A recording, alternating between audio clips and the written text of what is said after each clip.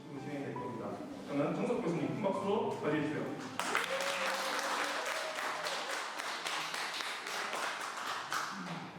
예, 잘 들리세요? 네, 여러분 반갑습니다. 화면 올려주세요.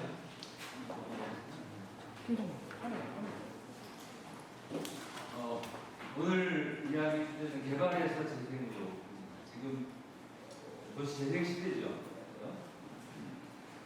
특히 지금 문재인 정부가 도시재생 뉴딜 사업을 열심히 하고 있고, 또 도시재생 사업은 사실은 박근혜 정부 때 시작됩니다. 2014년에 선도 사업 정부에서 열세고, 지금 어떻게 보면 재생 시대라고 할 수 있습니다. 개발 시대에서 재생 시대로 이렇게 넘어오게 된 과정, 여러분과 함께 공부하도록 하겠습니다.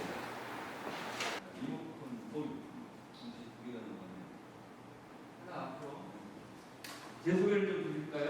네. 우리 가족 사진인데 엄마 이렇게 많아요. 제가 아들 낳고 딸을 낳습니다. 삼남이죠. 다둥이 집안이에요. 서울대학교에서 공부를 마치고 이제 서울연구원, 옛날에는 서울시정개발연구원에서 13년 동안 북촌 연구, 인사동 연구를 하고, 그리고 2007년부터는 경원대학교, 지금 가천대학교로 이름이 바뀌었죠. 거기에서 7년을 보내고 2014년부터 서울시립대학교에서 지금 올해가 이제 8년 차입니다. 작년하고 재작년은 시립대학교 교무처장 보직을 하느라고 개고생을 했습니다. 그리고 올해는 3월부터 1년 동안 지금 학교의 연구년, 안식년이라고 하죠. 그래서 수업이 없어서 전국을 다니면서 지금 한 달 살이를 하고 있습니다. 넘겨주실래요? 제가 서울연구원에 들어갔던 해가 94년, 그 당시에는 단선 이원종 시장님이 서울시장으로 계셨고, 그 다음에 최병렬 시장님이 잠깐 하신 다음에 이제 지방자치가 다시 부활을 해서 시민들이 직접 선출한 조수진 시장, 그 다음에 보건시장, 이명박 시장, 오세훈 시장, 또 박원순 시장, 이렇게 여러 시장님들 계실 때 제가 2007년 2월까지 당시 오세훈 시장 계실 때까지 서울연구원에서 저희 한강경관-관리연구, 또 자동차보다 사람을 더 배려하는 이런 보행환경 연구, 그리고 북촌 인사동 보존 연구, 제일 후반부에는 동북아도시 센터장을 맡아서 중국 도시, 일본 도시, 또 북한 도시 연구를 하고, 북한에도 평양에도 한번 직접 다녀온 적이 있습니다. 그동안에 제가 도시를 연구하면서 이렇게 쓴 3권의 책입니다. 이 책은 이렇게 쉽게 시민들 누구나 읽을 수 있게 쓴 쉬운 책이죠. 튀는 도시보다 창한 도시가 좋다, 그리고 도시의 발견, 오늘 얘기해드릴 재생 이야기를 하는 책이 천천히 재생입니다. 이 책을 열심히 출간해서 책들이 각각 한 10,000권 가까이 많이 팔린 셈이에요. 그렇지만 저는 여전히 배가 고파요. 요즘에 이 책들을 잘 안 읽으시거든요. 그래서 올해부터는 유튜브를 지금 본격적으로 시작하고 있습니다. 그래서 유튜브 계정 이름이 도시의 정석, 뭐라고요? 도시의 정석. 예, 지금 그 유튜브 구독자가 지금 거의 990, 아마 한 5명 정도 되는 것 같아요. 오늘 아마 이 자리에서 여러분들이 구독을 해주시면 여기에서 오늘 1000명을 구독, 좋아요, 알림 설정으로 응원하게 되실 거죠? 유튜브는 요즘에 누구나 다 쉽게 볼 수 있어서 지금 제가 이렇게 지역 한 달살이 이야기도 이렇게 많은 유튜브를 올리고 있고, 이 내용들을 또 잘 정리해서 이제 책으로 또 쓸 생각입니다. 최근에 하동 한 달살이를 했고, 그리고 이제 목포 한 달살이를 마쳤습니다. 제가 올해 이렇게 지역 한 달살이를 하는 이유는 아까 말씀드린 것처럼 연구년도 있고, 또 올해 제가 연구 주제가 로컬에서 더 행복한 사람, 말하자면 수도권을 떠나서 비수도권 지역에서, 대도시를 떠나서 중소도시로, 또 신도시를 떠나서 원도시로, 또 도시 지역을 떠나서 시골, 동산도촌 시골 지역에 와서 더 행복하게 일하는 사람들이 많습니다. 그분들을 찾아가서 만나고 그분들의 삶의 이야기를 인터뷰에서 영상으로 또 책으로 쓰는 것이 제 목적이죠. 하동 한 달살이를 시작하게 된 계기는 바로 이 장면입니다. 이 작년 이맘때죠. 9월 26일 딱 오늘인가요? 이 하동에 놀러와라고 하는 주민 공정 여행 협동조합이 있습니다. 이 놀러와에서 한 달에 한 번 이 보름달이 뜰 무렵 이 악양면 청사리 들판 바로 면에 있는 섬진 강가 모래사장에서 달마중 행사를 합니다. 다음 넘겨 주세요. 이런 키트를 참가자들에게 나눠줘요. 등도 나눠주고 블루투스 스피커도 나눠주고 또 이렇게 작은 종이배도 나눠주고. 그래서 이 행사가 시작이 되면은 아까처럼 등을 들고 맨발로 섬진강 모래사장을 걷습니다. 그리고 이렇게 커다란 이렇게 걷는 거죠. 그리고 커다란 등이 켜져 있는 이 모래밭에 띄엄띄엄 풀어놨기 때문에 둘러앉아서 다양한 문화 행사를 합니다. 시낭송도 듣고 음악도 듣고. 그리고 이 행사의 절정은 진행자가 이렇게 얘기를 합니다. 이제 들어 누우세요. 이 깔개를 안 쏘니까 이 모래밭에 들어 누우면 하늘에 뭐가 보이고 있어요? 막 떠오르는 둥근 달이 보이고 별들이 보이기 시작할 때 이 주최 측에서는 음악을 틀어줍니다. 베토벤의 월광 소나타 전악장을 틀어줘요. 1악장, 2악장, 3악장이 약 15분가량 흘러갈 때 정말 누워서 섬진강가에 누워서 하늘의 달을 바라보는 그 느낌. 저는 그때 뿅 갔습니다. 그래서 여보, 우리 부부가 같이 갔는데 내가 내년에 안식년을 하면 하동에서 꼭 한 달살이를 하고 싶다 이렇게 얘기를 했죠. 바로 이곳이 이 평사리 들판입니다. 소설 토지의 이 무대이기도 하죠. 그리고 여기에서 이제 달마중 행사를 하고 하동은 지리산이 있고 섬진강이 있고 남해바다가 있는 정말 다 가진 곳이죠. 그죠? 이 평사리 들판에 이렇게 나란히 소나무가 서 있는데 여기를 이제 부부송이라고 이렇게 부르고 하동에서 만난 분들이에요. 이 놀러와라고 하는 주민 공정적인 협동조합을 만든 조문환 대표는 악양 면장까지 했던 하동 군 공무원입니다. 그런데 정년을 7년 앞두고 공무원직을 그만두고 협동조합을 만들어서 협동조합을 이끌어가고 있어요. 대단히 훌륭합니다. 이 조문환 대표의 아들이 요즘에 뜨는 슈퍼밴드에 들어보여요. 조기훈을 아시는 분 아시죠? 네. 훌륭한. 그리고 이 서운기 대표는 고향을 떠나서 대도시에 나가서 농산물 유통업을 하다가 2009년에 고향에 내려와서 식당을 엽니다. 농장을 바꾸면서.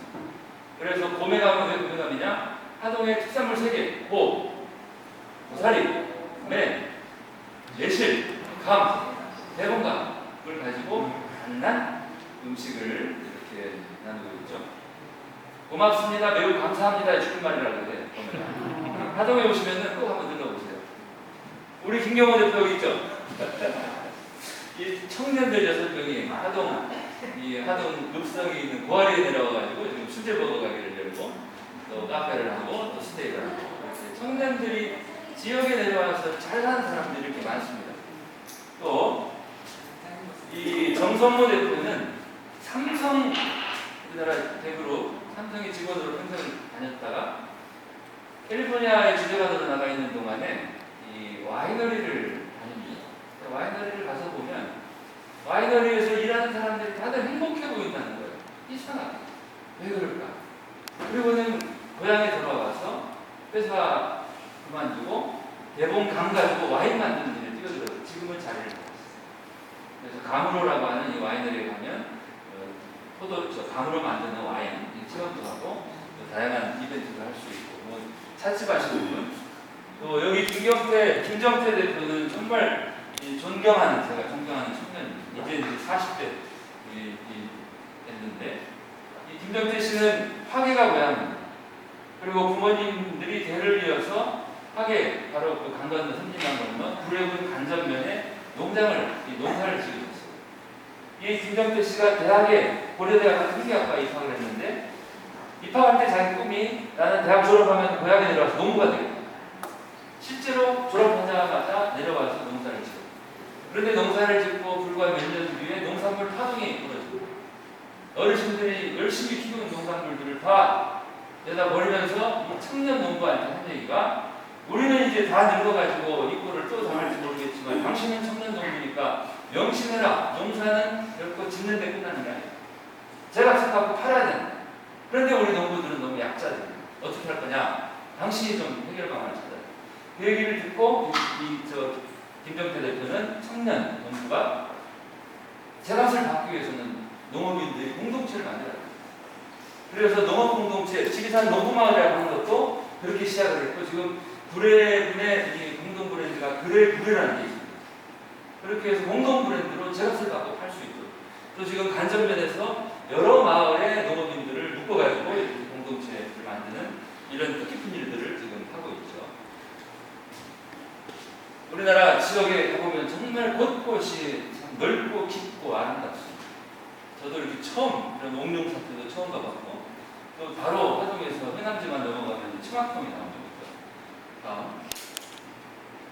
그래서 한 달 살이 하는 동안에 우리 가족들도 저희 장모님을 저희가 지금 모시고 사는데 장모님이 치매 때문에 좀 건강도 걱정이 됐는데 화동에 오셔가지고 너무나 이렇게 씩씩하게 잘 드시고 아주 그냥 즐거운 시간을 보냈습니다.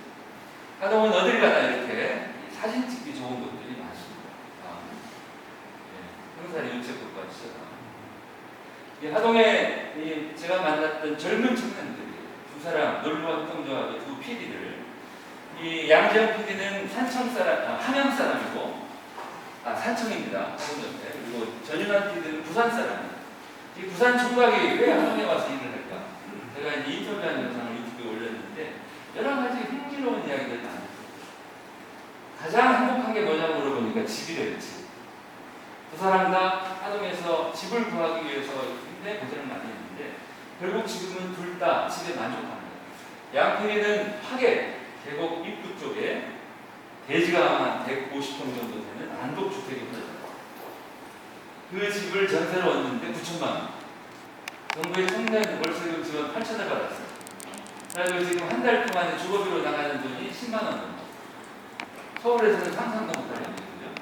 이 전 PD도 이 하동의 아양면에 있는 그 농가를 깨끗하게 리모델링 해가지고 행복하게 씁니다. 집이 얼마나 편안하니까 행복하다는 거예요. 하동 이 악양면 4개 마을에서는 지금 마을 호텔을 준비하고 있습니다. 저는 이 마을 호텔이야말로 우리나라 농산어촌 재생에 또 원도심 재생에 가장 좋은 묘약이라고 생각합니다. 시골 어르신들만 살고 계시는 그 큰 집 가운데 안 쓰는 공간들 많죠. 또 빈 공간도 많죠. 이런 공간들을 깨끗하게 고쳐서 사람들이 묵을 수 있는 공간으로 만들고 그리고 호텔이 꼭 한 건물 안에 있으라는 거고 여기저기 떠있어요. 지금 저 공주시 원도심에 이런 마을 호텔이 지금 잘하고 있고 또 강원도 정선에도 이 18번가라고 하는 마을 호텔이 지금 아주 인기리에 운영되고 있습니다. 4개 마을에서도 이렇게 마을 호텔을 좀 준비하고 있고 그러면은 이 마을의 어르신들은 뭘 하느냐? 음식도 하고 뭐 세탁 같은 것도 하고 그리고 이 마을에는 원주민 반, 귀촌인 반이에요. 귀촌인들이 하나같이 다들 제주꾼들이에요.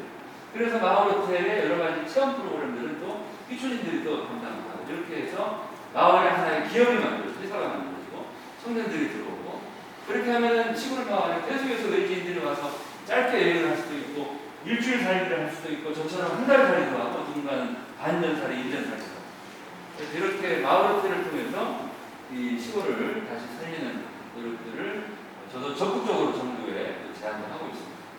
이 한 달이 끝날 때쯤 하동 군수님을 면담을 하고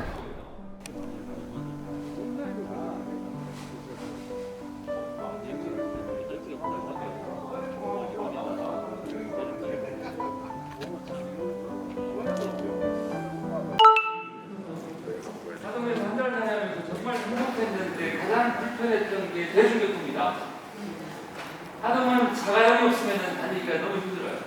그래서 제가 제발 하동을 대자보 도시로 좀 만들어달라고 부탁했습니다. 대자보 도시는 뭐예요? 대중교통과 자전거와 보행만으로도 얼마든지 관광도 하고 생활도 할 수 있게 해달라. 그래서 예를 들면 KTX가 쓰는 구례구역에 구례구역과 또 구례 버스터미널 또 피아골, 그 다음에 화계, 그 다음에 악양, 이렇게 이 주요 지점들, 하동읍, 그 다음에 남해 올라가면 또 함양, 삼청, 저쪽 남원까지를 지리산 둘레를 정말 서울의 지하철처럼 또는 BRT처럼 이른 새벽부터 밤늦게까지 자주 다니는 친환경 교통수단을 좀 만들어요.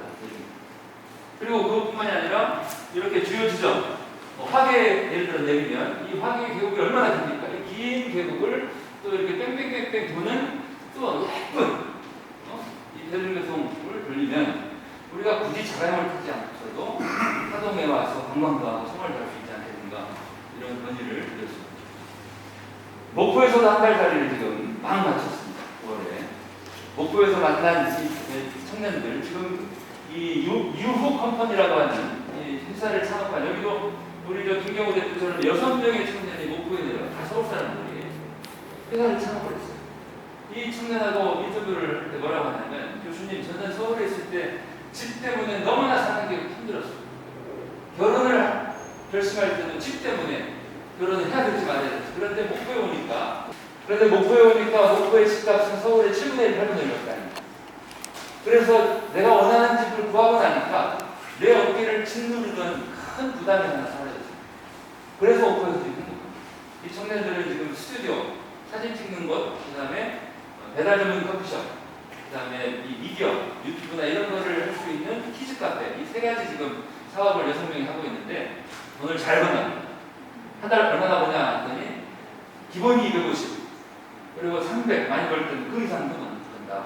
그리고 지금 계속해서 새로운 사업을 시작하는데 이 유흥 컴퍼니 청년들의 제가 굉장히 감동을 받았던 게 뭐냐면 당신들은 어떤 비즈니스를 할까요? 그랬더니 지역이 원하는 서비스를 우리 방식대로 합니다. 청년들이 되게 지방에 창업하면 우리가 하고 싶은 일을 하는데 이 친구들은 그게 아니에요. 이 지역이 필요로 하는 서비스가 있는 거를 우리 방식대로 합니다. 그렇게 해서 지금 성공적으로 하고 있고 이 보호의 책방이라고 목표에 아직도 여기도 요즘 말로 핫플레이스입니다. 이 책방을 운영하고 있는 백선재 대표는 서울에서 디자이너로 평생을 살았어요. 대기업들의 일을 하고 또 납품을 하고 그런데 목포에 와가지고 책방을 하니까 자기는 너무 행복하다는 거예요. 내가 정말 하고 싶었던 디자이너 일을 할 수가 있다.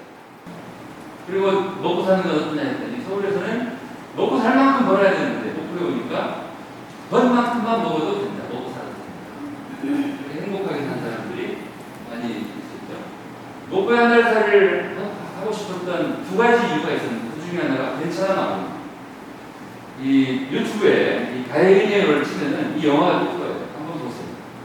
청년들이 청년들을 목포에 불러서 한 달 또는 6주 그 과정을 보내는데 청년들에게 아무것도 요구하지 않아요. 괜찮아. 너는 아무것도 안 해도 돼. 목포에 와서. 존재 자체로 너무나 가치로운 사람. 이런 대접을 받고 청년들이 목포에 지내면서 자기 스스로를 발견하게 되고 자기가 정말 하고 싶은 일을 찾게 됩니다. 그 과정을 기록한 2시간 11분짜리 영화인데 강축도 한번 보십시오. 이 괜찮아 마을의 아재 버전을 좀 목포에서 했으면 좋겠다고 제가 목포에 많이 권합니다. 어른들도 목포에 와서 이렇게 괜찮아 소리 듣고 내 인생을 좀 돌이켜보고 한 달 정도 이렇게 살아보면 정말 내가 죽을 때까지 이제 남은 기간 동안에 내가 뭘 하면 내가 정말 우아하게 이 인생을 마무리할 건가를 찾을 수 있을 것 같아요. 그만큼 목포는 매력적입니다. 또 하나의 이유는 이겁니다. 목포의 전산물 상가 주민들이 협동조합을 만들어서 지금 건배를 키우고 있습니다. 이게 도시재생이 굉장히 중요한 건배가 제일 전쟁. 치맥은 아시죠? 치맥. 치킨 맥주죠. 전주에 가면 뭐가 있어요? 가게 맥주. 이 목포 해산물 상가에는 건어물과 맥주. 이게 바로 건배입니다. 이렇게 건배 축제를 2019년에 하는데 하루 동안에 6,000명, 7,000명, 그때는 코로나 전이에요. 사람들이 희망을 느낀 거예요. 그래서 그러면은 이곳에 우리가 아예 건배 펍을 하나 만들자. 펍을 만드는 김에 기왕이면 스테이도 만들자. 그래서 이렇게 건물을 통으로 사버립니다. 100명이 협동조합을 만들어서 1인당 최소 50만 원 또는 100만 원 이상 조합비를 축자를 해가지고 그 돈으로 사서 만든 거죠. 제가 한 달 동안 묵었던 곳이 바로 여기 경력시대 2층 202호 이곳에서 한 달을 살았습니다. 목포에서 많은 사람들을 만나고 이야기들을 유튜브에 담았고 또 넘겨주세요. 네, 목포 여행도 많습니다. 한평 북부에 좀 올라가면 한평. 한평에는 서강대학교 최진석 교수님 학교 그만두시고 내려와서 지금 새로운 학교를 열고 있죠. 이 한평도 이 재생을 위해서 많은 일을 하고 있습니다. 재래시장도 살리기 위해서 예를 쓰고, 그리고 한평은 이렇게 중부에 가면 한옥으로 이렇게 게스트하우스 마을을 만들어서 이곳에서 묵으면서 한평을 이렇게 즐길 수 있고요. 광주도 원도심 이 충장동이 이 광주의 명동과 같은 데인데 지금은 많이 기분이 빠져요. 다 신도시 쪽으로 뺏겨서.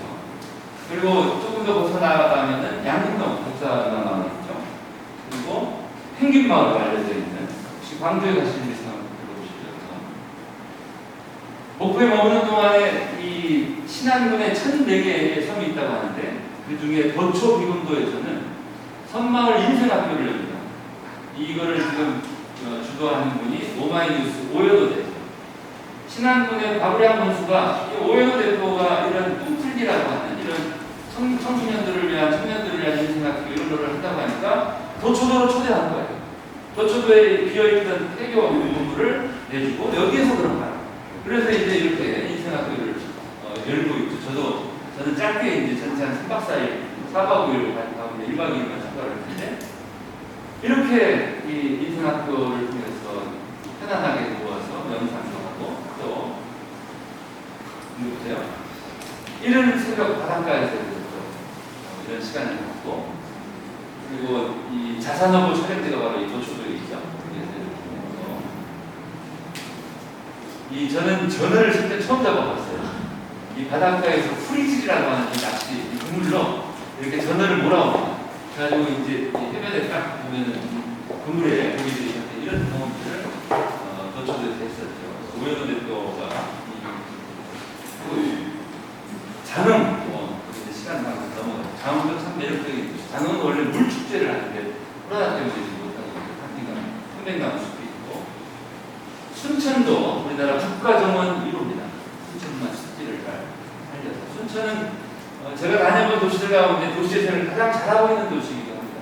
특히 순천의 이 원도심을 재생시키는데 2014년 선도사업으로 뭘 보고 제가 알았냐면요. 그때 담당 팀장이었던 분이 저를 데리고 이렇게 동네를 안내를 하는데 동네 주민마다 전부 다 팀장한테 인사합니다. 자네 요즘엔 어디 갔는가? 이렇게 안 보이는가? 그 동네 주민들의 표정을 보니까 이 팀장이 얼마나 열심히 재생일을 했는지를 단박에 알 수 있어요. 그때 담당 팀장이 그렇게 온몸으로 도시생을 열심히 해서 지금은 그 담당 과장이 지금 기획관리 실장이 됐어요. 그리고 이 팀장은 지금 기획실 팀장이고, 이 허석 순천시장님이 자네들이 선도사업 잘했으니까 이제는 우리 시청을 진행시켜봐. 그래가지고 가장 요식으로 지금 담당자들 이 도시재생 업무를 맡는 공무원분들이 기피부서라고 생각하는 분들 많을 거예요. 우리 순천처럼 사람. 제가 이렇게 다니면서 아니 요즘에 도시재생에 대해서 너무나 이 비판적으로 미안한 걸린 사람들이 많다. 맨날 벽화만 그렸냐 이런 얘기하는 사람도 있다고 하니까 우리 황학종 팀장이 교수님 그런 사람이 좀 순천으로 보내세요. 제가 확실하게 생각을 바꿔놓겠습니다. 이 현장을 보여주면서 이렇게까지. 그리고 이 다음 순천의 도시재생의 이 저전동 성당인데 성당도 함께합니다. 그래서 도시재생 사업하면서 성당의 울타리를 다 열어버렸어요. 그러니까 사람들이 트레인 돌아가는 길을 다 단거리로 가게 하고 성당이 문을 여니까 성당 옆에 있는 아파트 단속 단장을 열고 통로를 내줍니다. 그러니까 사통팔달로 사람들이 이 동네를 다니게 되니까 오히려 담을 열므로써 더 사람들의 시선과 발길이 이어지니까 도둑놈이 도둑질을 할 확률이 더 낮아졌다. 더 안전해졌다. 이렇게. 또 남홍민학교, 남초등학교는 학생 수가 많이 줄어가지고 지금 학교 건물도 비고 이러고 있는데 우리 어린이들이 학교를 어떻게 재생시킬 건가? 아이디어를 내서 만든 게 있거든요. 아이들이 가장 먼저 얘기하는 게 초등학교 1학년, 2학년들은 운동장 축구장이 너무 크니까 이렇게 작은 축구장을 만들어라. 그래서 만든 거죠. 그리고 맨 어른들이 만든 재미 하나도 없는 놀이시설 대신에 아이들이 필요한 놀이시설들을 엄청 많이 만들어서 쓰고 있고, 그리고 비어있는 학교 교실 건물은 지금 주민들을 위한 공동체 공간으로 다시 리모델링 하고 있습니다. 현장에서 이제 바로 이분이 황학경 팀장, 제일 열심히 했던 팀장님이시죠. 동해 이야기까지. 동해도 지금 열심히 재생 사업을 하고 있죠. 그래서 이렇게 비어있는 건물들을 이렇게 스테이 공간으로 지금 여러 채를 바꾸고 있습니다. 특히 동해 이 묵포항 주변에는 이게 옛날 철도 그 반사 건물입니다. 건물이 쫙 붙어 있죠. 근데 이제 오래된 건물이다 보니까 이제 많이 비어 있는데 이거를 동해시가 사서 멋진 공간으로 지금 바꿔가지고 여기 이걸 스테이로 사람들이 와서 묵을 수 있게. 동해시가 지금 절들어 동해에서도 한 달 살이 안 하고 이 공간 내주에 터도 그래서 지금 고민 중입니다. 제가 이렇게 지역 한 달 살이를 하는 이유, 저의 간절한 소원이 이겁니다. 매년 수도권에서 한 해 100만 명씩 수도권으로 사람들이 내려오면 얼마나 좋을까. 그렇게 10년을 보내면 1000만 명이 내려올 거 아니에요. 그래야 이 비수도권 지역에 텅텅 비어있는 원도심의 사람들이 살게 되고, 70, 80 드신 할아버지 할머니만 살고 계시는 시골 마을에도 젊은 사람들이 들어오겠습니다. 그렇게 될 때 대한민국의 고질적인 모든 문제들이 풀리기 시작합니다. 그래서 제가 이렇게 하면서 열심히 지금 홍보도 하고 하니까 여러분들도 주변에 우리 이제 칠곡은 당연히 지금 사람들이 필요로 하는 곳이거든요. 여러분들의 가족들이나 또는 서울 수도권 대도시에 아직도 머물고 있는 사람들한테 강력하게 제안을 해주세요. 로컬로 오라고. 예, 개발에서 재생시대로 넘어온 이야기 드리겠습니다. 우리나라가 60년대부터 최근까지 개발 시대를 살았어요. 신개발을 했고 또 재개발을 했습니다. 재개발을 하고 재건축을 하고 드디어 이 이명박 시장이 서울에서 시작했던 뉴타운까지 했습니다. 뉴타운은 재개발 재건축을 도시 규모로 키워서 한 겁니다. 단지 규모에서. 이런 개발 시대를 살면서 대한민국은 세계에서 가장 가난한 나라. 1950년대 우리 1인당 국민소득이 100불도 안 됐습니다. 제가 62년생 호랑이인데 중학교 때 70년대 대한민국의 간절한 꿈 두 가지. 1인당 국민소득 1000달러. 그 다음에 수출 얼마? 100억 불. 그거를 다가오는 80년대에 느낄 뿐입니다. 이게 70년대에 꿈이었는데 정말. 그리고 90년대 또 95년쯤에는 만불. 그 다음에 2000년대, 2010년대 오면서 2만 불, 3만 불. 지금 선진국으로 우뚝 섰죠. 대한민국 개발 시대의 눈부신 선방입니다. 솜씨로. 또 이때 얼마나 빨리 도시가 퍼졌냐면 서울 우리 경우에 50년대 중반 서울 인구는 158만 명이었는데 불과 15년 뒤에 서울 인구는 500만을 넘었고 다시 20년 뒤에는 1000만을 넘었습니다. 놀라운 속도죠. 이렇게 대한민국이 서울이 이렇게 커집니다. 서울이 요만했던 서울이 이만해졌습니다. 서울에서 가장 늦게 서울로 편입된 지역이 지금 강남일 때죠. 1963년. 여기가 서울로 들어오기 전에는 경기도, 광주군, 언주면, 압구정, 리였어요. 청담 리, 신사 리. 다음. 압구정동에 현대아파트가 올라갈 때 그 앞은 노가주였어요. 이게 78년. 이랬던 강남이 이렇게 바뀌는데 불과 40년 안가. 놀라운 소식이죠. 그렇게 개발 시대를 갈 때까지 가다가 아까 말씀드린 것처럼 2002년에 서울시가 뉴타운을 시작합니다. 그리고 2006년에는 지방선거의 대부분의 단체장들이 뉴타운을 공약으로 내걸고 당선이 돼요. 그리고는 곳곳을 뉴타운 교육을 지정을 했는데 임기 4년 동안 뉴타운 사업이 생각처럼 안 됩니다. 뉴타운이건 재개발이건 이게 사업이 되려면 두 가지를 충족시켜야 돼요. 첫째는 절대 다수 주민들이 동의를 해야 됩니다. 둘째는 사업성이 있어요. 뉴타운 구역을 지정한다고 사업이 되는 게 아니라 그 사업을 해서 이득이 생겨야 이 뉴타운 사업이 진행이 되는 거예요. 그런데 여기저기 뉴타운 구역 진행했지만 주민들이 반대하거나 사업성이 없는 데는 사업이 안 되는 거예요. 그래서 이제 뉴타운 구역을 해제도 하고 또 서울시 같은 데에는 거기에 매몰된 비용들을 해결해주면서 출구 전략을 마련해요. 이런 과정을 거치면서 2010년 지방선거에서는 완전 반전이 있습니다. 뉴타운을 공약으로 내걸었던 단체장들이 우수수 떨어졌어요. 그리고 2010년부터 우리나라 광역기초지자체 정책이 이런 뉴타운 또는 개발 중심에서 이제는 재생적으로 진행하기 시작합니다. 그리고 2013년에 도시재생 특별법을 지정을 했죠. 그리고 2016년 대선 때는 당시 후보였던 문재인 후보가 안녕하십니까. 문재인입니다. 도시대체 제대로 해볼게요. 도와주세요. 이렇게 공약을 내고 매년 10조씩 50조 들여서 할게요. 이렇게. 그래서 지금 문재인 정부가 엄청난 돈을 들여서 도시적 뉴딜 사업을 지금 하고 있는 거예요. 그렇게 이 과정들을 거쳐서 그렇게 해서 대한민국이 개발 시대에서 이제 재생 시대로 넘어오게 됩니다. 재생이라고 하는 거는 물건의 재생, 그다음에 이 생명의 재생 두 가지 의미로 씁니다. 도시 재생을 굳이 건물의 재생 또는 어떤 장소 시설의 재생만으로 보지 않았으면 좋겠습니다. 도시 재생의 더 궁극적인 목적은 생명의 재생. 우리 주민들, 시민들이 마을에서 도시에서 더 행복하게 살게 해드리는 게 이 재생의 궁극적인 목적인 거죠. 네. 이 재미있는 동화가 있죠? 혹시 읽어보신 분 계세요? 요셉의 작고 낡은 오복. 요셉 아저씨에게 오복부트가 있는데 이렇게 알이 좀 자꾸 흐르니까 이게 잘라버립니다. 그래서 자켓을 만들고 다시 소매가 해지니까 조끼를 만들고 그다음에 머플러를 만들고 넥타이를 만들고 나중에 단추를 만들고 이렇게 끊임없이 재생시키는 요셉 아저씨. 마침내 단추가 똑 떨어져 사라져요. 그랬더니 이제는 자기가 해온 일을 멋진 동화책으로 또 만들어요. 정말 재생이 끝납니다. 생명도 재생시킬 수 있다. 병도 고치고 죽을 목숨도 살릴 수 있고. 정리하면 여러분, 개발 시대에 우리는 도시를 물건처럼 보고 빨리빨리 만드는 게 중요합니다. 특히 대한민국은 속도를 굉장히 강조해요. 그래서 국가가 모든 걸 결정하고 지방은 먼저 시키는 대로 따르는 강력한 중앙기구가 나오죠. 그리고 단지를 개발합니다. 한꺼번에. 대한민국 개발 시대의 가장 핵심은 바로 이 성장 거점론입니다. 우리는 시간이 별로 없어. 빨리빨리 경제 발전을 해야 되니까 대한민국 전체를 한꺼번에 키울 수 없어. 어디를 키워요? 클들을 키워야 된다. 클룸을 키워야 된다. 이게 바로 성장 거점입니다.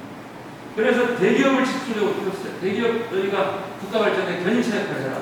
그 다음에 서울과 부산과 같은 대도시 집중적으로 키웠어요. 서울, 부산 연결하는 경부축. 왜 경부축에만 국가 재정 투자하느냐? 호남에서 왜 우리는 소외시키냐 그런 거라고요. 지금 바쁘거든. 조금만 지들려. 아랫목이 뜨끈뜨끈해지면 눈목도 금방 따뜻해질 거야. 이런 논리로. 클때를 키운다. 이 성장 거점론으로 지금까지 왔는데 제가 볼 때 재생시대 지금 대한민국의 모든 문제의 근원은 저는 여기에서 비롯했다고 봐요. 결국 클럽만 키우니까 대기업은 대기업만 자는데고 그 밑에 중소기업과 자영업자들은 계속 힘들고 대도시를 키우니까 대도시는 블랙홀처럼 싹싹 빨아가고 아마 생물 시간에 리비의 법칙이라고 혹시 들어보시 기억나세요? 리비의 법칙. 이 생물들의 성장에 이 최세란의 법칙이라는 게 있습니다. 질소, 인산, 칼륨 다 필요한데 아무리 질소, 인산이 많아도 내 몸에 칼륨이 필요한 만큼보다 모자라면 그놈이 나를 힘들게 한다는 거예요. 결국 몸에 병이 나는 것은 가장 약한 구석에서 나는 거예요. 대한민국을 살리는 길은 대한민국의 가장 좀 힘든 약한 얘를 살리는 데서 시작해야 된다. 그래서 이제는 도시를 더 물건처럼 보지 말고 앞으로 이제 생명으로 보자. 생명도 서울 따로 부산 따로 이렇게 따로따로 생명으로 보지 말고 앞쪽으로. 네, 여기. 우리 국토를 한 생명으로 보자. 그게 제 생각입니다. 수도권의 문제는 비수도권 문제하고 연결되어 있습니다. 수도권에 사람이 너무나 많아서 비수도권 지역은 사람이 없어서 문제입니다. 그래서 한 몸 생명으로 본다면 마치 사람 몸에 비유한다면 대한민국은 지금 머리는 너무 커져서 터지기 직전인데 손끝, 발끝은 피가 안 들어가서 괴사식됩니다. 어떻게 할 건가? 피가 돌지 않는 발 잘라버리고 손 잘라버리고 머리만, 몸뚱아리만 남아가지고 과연 건강하게 살 수 있겠는가? 이게 지금 재생시대의 대한민국의 숙제다. 그리고 이 문제는 대통령이나 장관이 할 일이 아니라 우리 국민들이 할 일이다라고 하는 게 제 생각입니다. 생명체와 같은 도시를 어떻게 살릴 수 있겠는가? 몇 가지 이 브라질의 쿠리티바라고 하는 도시는 지금 세계에서 가장 존경받는 도시인데 이 쿠리티바를 이런 도시로 이렇게 이끈 분이 바로 이 자이메 베르데르 시장 올해 돌아가셨어요. 시장을 4년씩 3번 하시고 주지사를 2번 하시고 단체장만 20년을 하시고 이분은 도시 문제를 푸는 3가지 해법으로 도시 침술, 그 다음에 공동책임 방정식, 그리고 창의적인 디자인을 얘기합니다. 침술은 수수료 받는 말이에요. 도시 문제 푼다고 엄청나게 돈을 들여서 대규모 사업하지 않고서 침을 넣듯이 적은 비용으로 도시 문제 풀 수 있습니다. 그 그 프리츠바가 세계인들에게 보여준 침실 해법이 가장 대표적인 게 바로 BRT입니다. BRT. 이 BRT는 프리츠바에서는 깡의 지하철이라고 불러요. 이 대중교통 가운데 가장 강력한 게 지하철인데 지하철은 공사비가 너무 많이 듭니다. 서울과 수도권 이 도시철도도 지금 대부분 노선이 적자예요. 왜? 그만큼 엄청나게 1km 뚫는데 1,000원씩 들었습니다. 그래서 프리츠바는 판단을 한 겁니다. 지하철은 노다. 그러면 뭐가 답이냐? 지하철보다 건설비는 훨씬 적게 들면서 지하철에 못지않는 성능을 발휘하는 땅 위의 지하철을 만듭니다. 그래서 세계에서 가장 먼저 프리츠바가 1974년 BRT를 개통한 겁니다. 버스를 두 대, 세 대를 연결해 수용 능력을 키우고 버스가 막히지 않도록 전용차로를 만들고 그리고 가장 지금 우리나라 도시에 아무도 못하고 있는 바로 정류장을 지하철 승강장처럼 만듭니다. 원통형. 이 정류장에 들어가면서 요금을 내요. 버스를 탈 때 내는 게 아니에요. 우리는 지금 이런 정류장을 운영하는 도시가 하나도 없어요. 우리 집안은 1970년대부터 이렇게 원통형 정류장은 승객들을 비바람으로부터 보호해주고 땡볕으로부터 보호해주고 추위로부터 보호해주고 버스가 도착하면 5개 문이 열리면 동시에 내리고 동시에 탄다. 지하철처럼. 그러니까 이 버스가 동회전을 오래 안 해주는 거예요. 이 BRT는 지하철 건설비의 20분의 1, 50분의 1 더 아끼면 100분의 1까지 나와요. 그러니까 정말 적은 돈으로 도시 문제를 해결하는 중입니다. 가난한 동네마다 이 등대 모양의 도서관을 지었고 돈 얼마 안 들어요. 주민들이 여기 모여서 책 읽고 서로 공부하고 소통하면서 자존감을 하고 버려진 방사선의 오페라 극장을 만들고 그리고 공동 책임 방정식을 멋지게 적용했던 게 바로 쓰레기 분리. 쓰레기 분리를 처음 프리츠바가 도입할 때 아이들에게 가르쳐. 아이들이 집에 가서 배운 대로 엄마 아빠에게 또 전달하고 그렇게 분리한 쓰레기를 주말에 수거 차량에 가져오면 수거 차량은 종류별로 무게를 잽니다. 종이 얼마, 또 페트병 얼마. 그래가지고 무게에 비례하는 과일로 바꿔줍니다. 이게 녹색 버스. 쓰레기 분리수거를 신나는 놀이처럼 하게 한 거죠, 그죠? 결국은 재생시대에 우리는 내 몸부터 우리 마을, 우리 이 소멸 지방 그리고 우리 국토까지 아마 국토에 머무면 안 돼요. 지금 코로나 사태를 보면 우리 지구촌까지 건강하게 다시 살려야 한다는 거죠. 결국 사람을 행복하게 하는 게 목적이라는 거죠. 이건 넘어가겠습니다.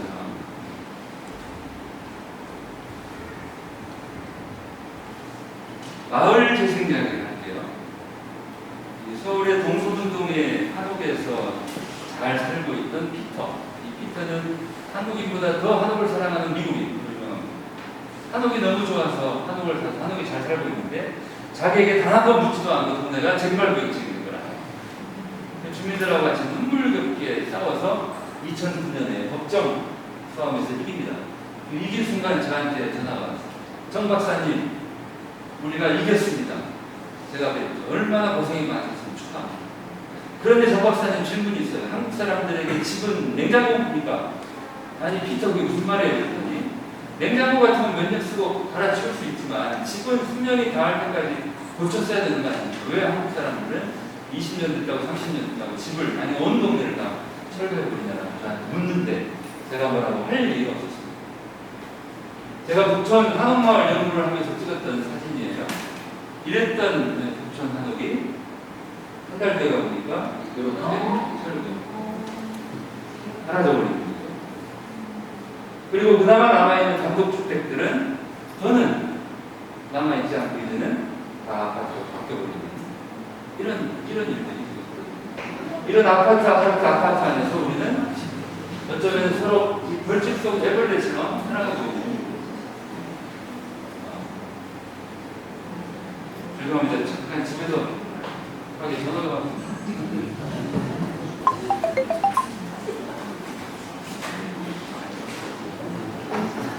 죄송합니다. 많이 전화라 할 수 없이 받았습니다. 안 받았다는 것도 집에 가서 혼날 것 같아서.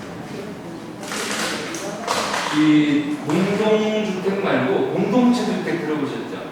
요즘에 이제 이런 서울의 소행주, 소통이 생각한 주택이라고. 이 공동체 주택은 함께 살 사람들이 모여서 함께 살 집터를 찾고 집을 같이 짓습니다. 그리고 이 공유 공간을 많이 만들어요. 이 소형주에는 2층에다 공유, 주방도 있고 거실도 있고 공간도 있고. 그래서 각자 자기 집에서 받으면서 살다가 누군가가 연락하면은 함께 모여서 치맥도 같이 영화도 보고. 그래서 이런 공동체 생활을 하면서 생활비용도 줄이는 이런 공동체 주택이 전국적으로 지금 늘어나고 있죠. 음성구에도 있고 또 제주도에도 있고. 지방재생 이야기, 국토재생 이야기로 마무리하겠습니다. 지방재생은 우리나라도 지금 아주 갈등의 부분인데 일본도 똑같아요. 일본은 우리보다 더 먼저 지방 소멸 위기를 간파합니다. 이게 일본의 인구 그래프인데 1800년대에 약 3천만 명 정도였던 일본의 인구가 불과 100년 사이에 1억 가까이 늡니다. 그리고 앞으로는 또 이렇게 떨어질 거라는 게 2100년에 일본 인구가 5천만 명 이렇게 인구가 줄면 이것은 지방 소멸로 줄게 될 것이다. 이게 일본 국가 차원의 위기의식. 이게 1990년대 중반부가 아닙니다. 그래서 2000년대에 일본은 도시재생 사업을 시작합니다. 우리보다 11년 일찍 도시재생 특별법을 제정을 했고 2010년대에 넘어와서는 도시재생에서 이제는 지방 창생으로 도시를 재생하라가 아니라 이제는 소멸을 지방을 창조적으로 살려내라 이런 이 정책 전환을 하고 그리고는 이제 온갖 노력을 다합니다. 국가가 사람을 지방에 보내는 지역부흥 협력 때문에 연봉 3천만 원, 4천만 원을 국가가 지급하고 최장 3년 동안 지역에 내려가서 준공무원 신분으로 일하는 이 청년들이 상당수가 지역에 정착을 하죠. 또 하나는 지방에 돈을 보내는 거죠. 고향 납세.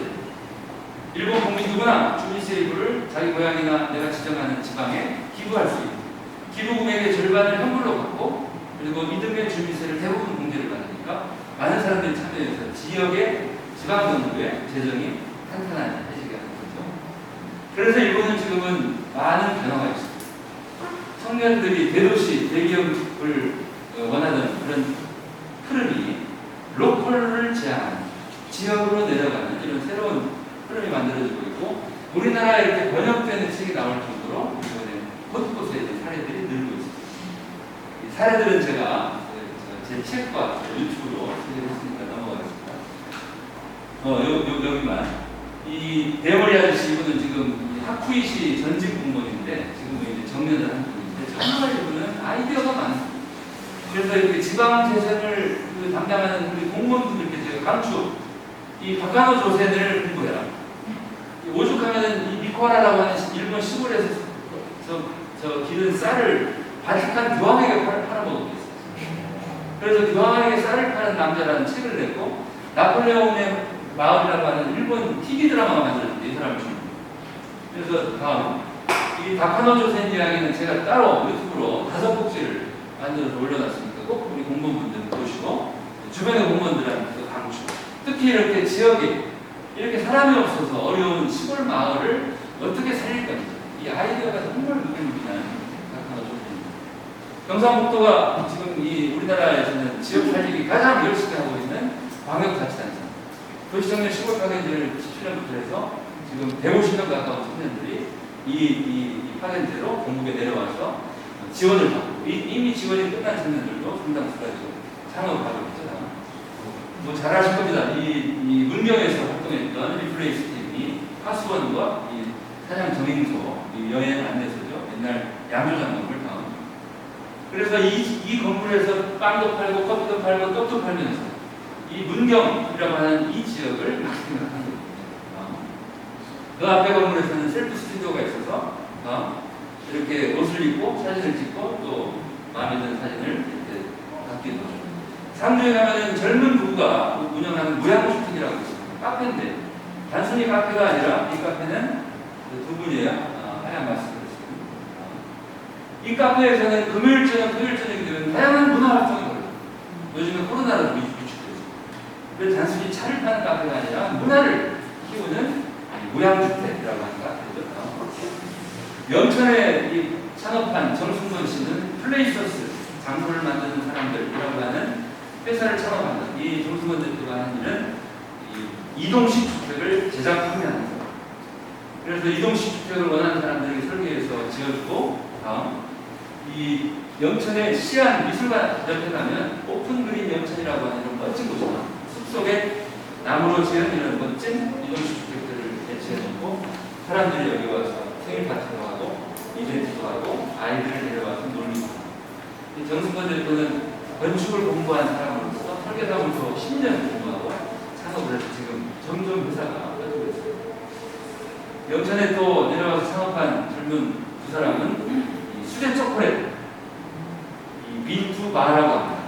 이 초콜릿의 원료가 먼저 카카오 열매에서부터 초콜릿 바까지를 직접 만드는 수제 초콜릿 가게를 영천에 열었습니다. 이 굉장히 재미있습니다. 조그만한 가게인데 다양한 이 초콜릿을 파는데 안타깝게 얼마 전에 불이 났어요. 그래가지고 지금 거의 수습을 하고 가게를 지금 막 다시 여는 단계입니다. 그래서 이렇게 경상북도에 내려와서 창업한 청년들 이야기도 제 유튜브에 제작 이름이 뭐라고 그랬죠? 도시에 올려져 있으니까 이제 우리나라 재생 이야기하고 마치도록 하겠습니다. 50분 좀 넘었네요. 대한민국 어떻게 다시 살릴 건가? 방법은 하나밖에 없다. 뭐예요? 자, 다음. 우리가 얼마나 지금 심각한 상태인지 보겠습니다. 70년대에는 수도권의 인구가 전체의 3분의 1 정도가 안 됐어요. 30년. 그런데 2019년은 기점으로 지금 절반이 넘어버렸죠. 수도권 면적은 국토 면적의 11.8%밖에 안 됐는데. 그리고 70년대에는 대부분 기초지자체 인구가 5만이 넘었는데 지금 제일 이 밝은 하얀색 5만이 안 되는 기초지자체. 지금 3분의 1이 5만입니다. 이것이 문제. 쏠려도 너무나 쏠렸다. 여기에서 모든 문제들이 비롯되고 있습니다. 이거 이대로 두면 큰일 나요. 대한민국부터 재생시켜야 된다. 이게 제 생각입니다. 방법은 하나밖에 없다. 사람과 권한을 이제 지방에 돌려드려야 된다. 그렇죠? 다음. 실질적인 분벌을 해야 된다.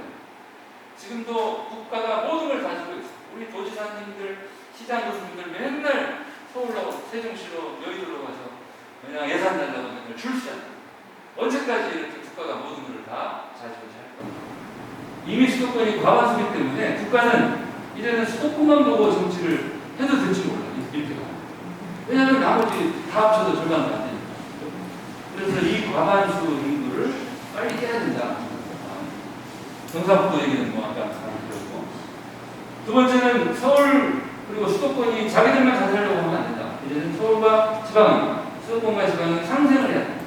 다행히 서울시는 2019년에 지역 상생 계획을 세웁니다. 제가 열심히 서울시에 건의했어요. 2,400억 예산으로 서울의 청년들을 지역에 보내는 일을 지금 합니다. 서울시가 한 달에 220만 원씩 주고 짧게는 6개월, 길게는 1년 이렇게 해서 지역에 내려가서 인턴처럼 지역사회를 맛을 보고 그리고 지역에서 창업하는 출발할 수 있는 길을 연다. 이렇게 상생 사업을 하고 있죠. 집값 문제도 결코 대책으로는 볼 수 없고 집값 문제는 집값이라고 하는 증세, 증후 마치 비유하면 우리 몸에 감기가 나면 열이 나죠. 열을 내리는 게 목적이 돼서는 안 되죠. 근본 원인을 알고 병을 고쳐야 되는데 열만 내리려고 하고 기침만 안 나게 하면 해결이 되겠죠. 결국 정책으로 풀어야 되는데 어떤 정책으로 푸느냐. 첫째, 가장 중요한 게 국토정책입니다.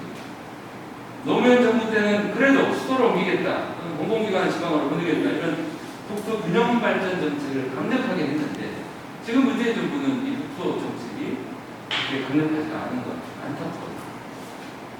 결국 모든 문제의 근원은 수도권으로 사람들이 계속 몰리는 데 있습니다. 국가는 계속 수도권에 투자해요. 신도시를 만들고 세상에 지금 어느 선진국이 지하철을 그런데 우리나라는 아직도 GTX A노선, B노선, C노선 계속 수도권에다가 기반시설 투자를 합니다. 이 얘기는 전 국민들한테 살려면 수도권에 오고 안 그러면 말하라고 이렇게 오해를 줄 수도 있다는 거죠. 국가 재정을 이제는 수도권에 그만 그리고 비수도권 지역에 살아야 된다. 비수도권 지역에서도 얼마든지 행복하게 편안하게 살 수 있도록 해줘야 된다. 그거를 국가 정책으로 명확하게 우선순위를 두고 해야 된다는 겁니다. 두 번째, 우리 주택정책 문제 앞에 하나 던져주시죠. 대한민국이 집값이 안 잡히는 이 근본적인 이유는 주택정책이 있습니다.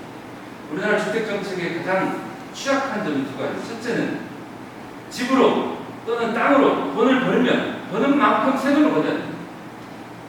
그래야 사람들이 부동산으로 인한 이 돈을 버는 것이 이 세계에서 최고로 돈 벌기 쉬운 일이라는 생각을 안 하게 되거든요. 그래야 기업을 하면서 돈을 벌고 열심히 땀 흘려서 돈을 벌지.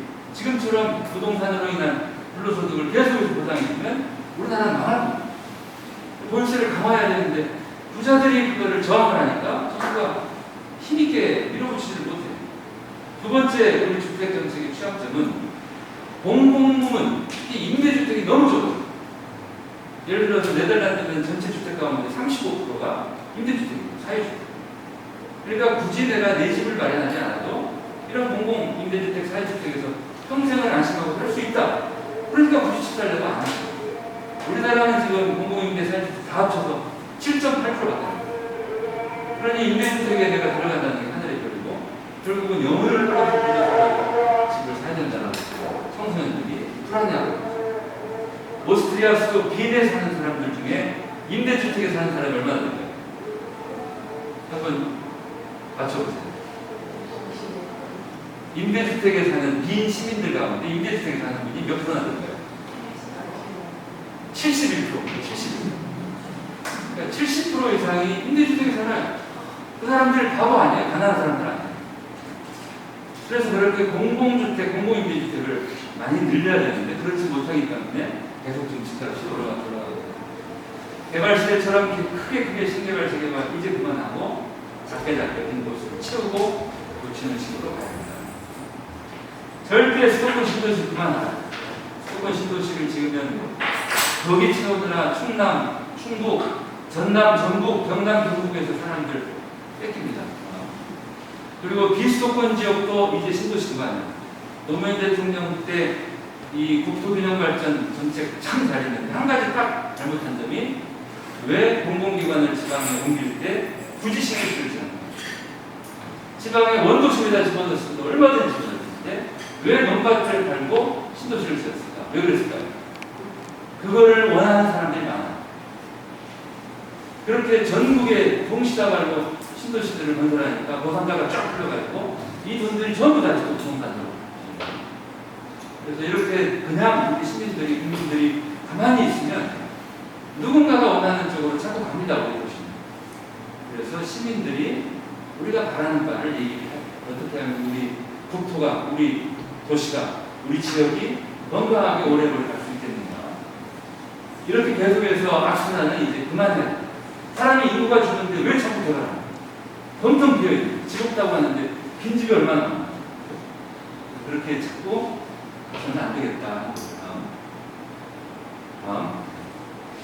아마 마지막 얘기가 될 것 같아요.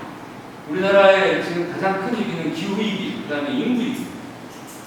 특히 지금 젊은 세대들이 결혼을 힘들어하고 출산을 안 하려고 하는 이게 지금 대한민국에서는 현주소라고 생각합니다.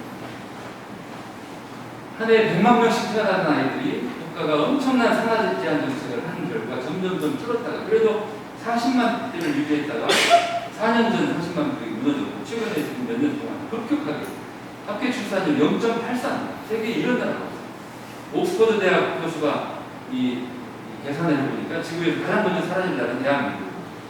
이렇게 인구가 급격하게 줄면 인구 제로에 가장 먼저 도달하는 게 코리아가 될 거다. 이렇게까지 얘기하죠. 그래서 제가 제안하는 게 다신국, 다자녀 연계 신혼부부 공공임대주택. 결혼만 하면 모든 신혼부부들에게 적어도 5년 공공임대주택을 제공하는 거예요. 그리고 아이를 낳으면 아이 수에 비례해서 아이 한 명당 10년씩. 저처럼 아이를 4명 낳으면 몇 년? 40년. 제가 소련에 장가 갔는데 언제까지 직업장 해야 돼요? 일을 살까지. 그럼 평생 보장돼요. 그리고 가족 수가 늘면 집도 키워줘야 돼요. 자녀 수에 비례해서 평형선 넓혀줘요. 이게 다신공입니다. 이 다신공을 굳이 새로 개발해서 하지 말고 우리가 보유하고 있는 유주자산을 고쳐서 아까 보여드린 공동주택 방식으로 충청남도가 지금 합니다. 기본 6년 아주 시세보다 절반 정도 임대료로 신혼부부들에게 집을 주고 만약에 거기에서 아이를 한 명이라도 태어나게 하면 10년으로 늘려줍니다. 그리고 아이가 한 명이 되는 순간부터 임대료가 다시 절반으로 줄어요. 만약에 아이가 둘이 태어나면 어떻게 돼요? 그때부터는 임대료가 빵! 이게 충남형 이런 사례가 더 많이 늘었으면 그리고 굳이 신도시를 짓지 않고서도 한 30년 된 이 아파트들 있죠. 지금 우리 일기신도 분당 일산 이런 오래된 아파트들은 리모델링을 하면서 특히 대형 평형은 쪼개들만 모두 있습니다. 50평형 아파트에 어르신 2분 살아요. 아파트 관리하면 힘들어. 그죠? 1년에 한두 번 자녀들 온다고. 이 아파트를 쪼개서 리모델링을 하면 이미 기반시설이 단단한 이 아파트에 새로운 젊은 사람들이 들어올 수 있습니다. 대개 신도시들은 30년 정도 지나면 학교에 아이가 이제 폐교하는 경우가 많죠. 어쩌면 이 시대에는 절절한 결핍만 있는 게 아니라 무심한 잉여도 바로 옆에 공존합니다. 이 잉여와 결핍을 연결해주는 것만으로도 많은 문제를 우리가 풀 수 있다. 따로따로 보지 말고 함께 보자 하는 겁니다. 제가 천천히 인생 책을 쓰면서 많은 영감을 얻은 영화입니다. 인생 그렇죠. 보신 분 많아요. 이 노부부가 이렇게 살아가는데 특히 이 할아버지는 늘 낙엽을 쓸어서 푸대에 담아요. 그러고 돌아가셔요. 할머니가 장례 치르고 나서 생명장에 낙엽을 다시 땅에다 뿌려요. 생명이 자라려면 이렇게 낙엽이 썩어서 땅이 비옥해져야 되는 거죠. 그런데 우리나라 우리 대한민국은 개발 시대에 너무나 빨리빨리만 강조하고 너무나 눈앞의 성과만 강조하다 보니까 너무 빨리 커버려서 어쩌면 지금 우리가 성장성을 알 겁니다. 저는 이거를 개발병이라고 합니다. 대한민국의 많은 문제들, 지금 저는 학교에 있지만 대한민국의 가장 지금 문제는 교육이에요. 우리나라 교육은 미친 교육이에요. 아이들을 정말 바보 취급을 하는. 아이들이 저마다 다양한 재능을 갖고 태어나는데 오로지 시험 문제 정답 고르는 기계로 만드는 그 재주가 떨어진 아이들은 사람 취급도 안 하는 거예요. 이런 문제가 많은 교육이 계속 지속되는 이유는 교육부장만의 문제가 아닙니다. 우리 국민들이 말없이 그걸 받아들이니까 계속 하는 거죠. 부동산 문제도 많습니다. 부동산 대한민국에 자기 집을 갖고 있는 분들이 지금 61%입니다. 61% 국민은 내 집값이 오르기를 바라겠어요? 내리기를 바라겠어요? 오르기를 바라죠. 그러니까 정부가 국토부 장관이 집값을 내릴 수 있겠습니까? 61%가 집값이 계속 올라가고 응원을 하는 집값을 내리게. 그런데 생각해보세요. 지금처럼 집값이 이렇게 비싸가지고 이게 말이 됩니까?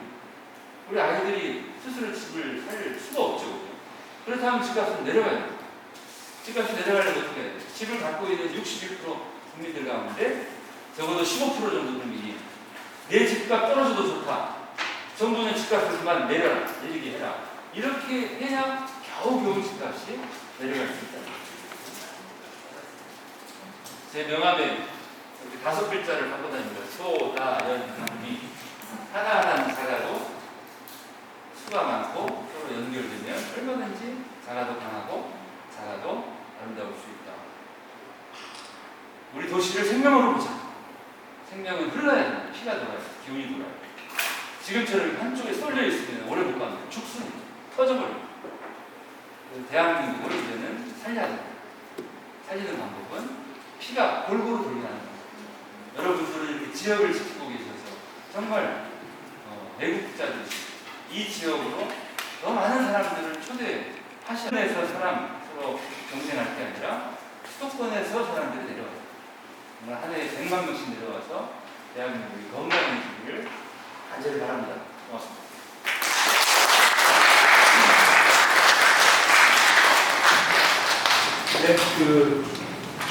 네, 시간이 짧게 지나갔죠. 현재 시간 5시 5분인데요.